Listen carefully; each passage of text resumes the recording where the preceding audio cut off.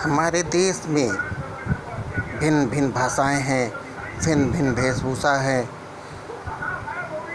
और यहाँ की जलवायु अलग अलग है और यहाँ भिन्न भिन्न जातियाँ हैं। यहाँ विभिन्नता में एकता है। इसी एकता के कारण हमारा देश बहुत मजबूती से टिका हुआ है और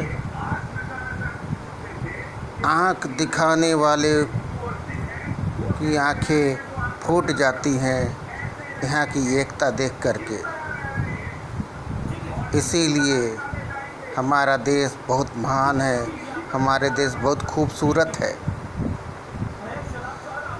और माननीय श्री नरेंद्र मोदी जैसे प्रधानमंत्री ने इसकी खूबसूरती की सुगंध को पूरे विश्व में फैला दिया है और पूरा विश्व भारत देश का प्रशंसक बन गया है और इस देश को देखने के लिए लालायित हो रहे हैं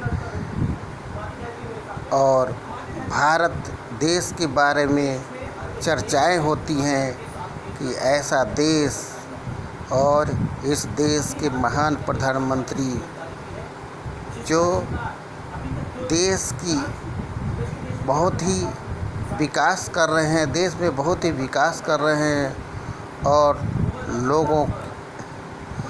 लोगों को रोज़गार आदि की व्यवस्था कर रहे हैं।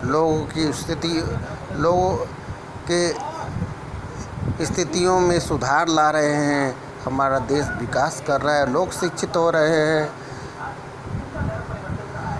और देश में भ्रष्टाचार को दूर किया जा रहा है, भ्रष्टाचारी को पकड़ा जा रहा है और भ्रष्टाचार को सहन नहीं किया जा रहा है। इससे अधिकतर नेता भी भयभीत है और क्योंकि भ्रष्टाचार यहाँ से पूर्णतः समाप्त होता जा रहा है। कुछ खुराफाती लोग सोच रहे हैं कि भ्रष्टाचार समाप्त हो जाएगा तो काला धन कैसे हम कमाएंगे, वो परेशान है।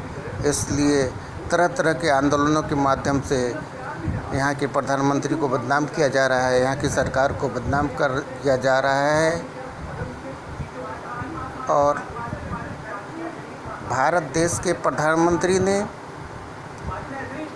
वर्षों से हो रहे कश्मीर में अत्याचार, आतंकवाद को बिल्कुल समाप्त कर दिया है और वहाँ शांति स्थापित हो गया है। देश का पड़ोसी देश डर गया है और वो बहुत परेशान है, लेकिन हमारे देश में फिर भी कुछ लोग हैं, उन्हें ये सब चीज़ अच्छा नहीं लगता है। उन्हें देश में शांति स्थापित होना अच्छा नहीं लगता है, देश में हिंसा ख़त्म होना अच्छा नहीं लगता है और उनकी राजनीति समाप्त होने के कगार पे है। इसलिए वो हमारे देश के प्रधानमंत्री को बदनाम कर रहे हैं और ढेरों सारे और बहुत लाखों करोड़ों रुपया बांट रहे हैं बदनामी करने वाले को। अतः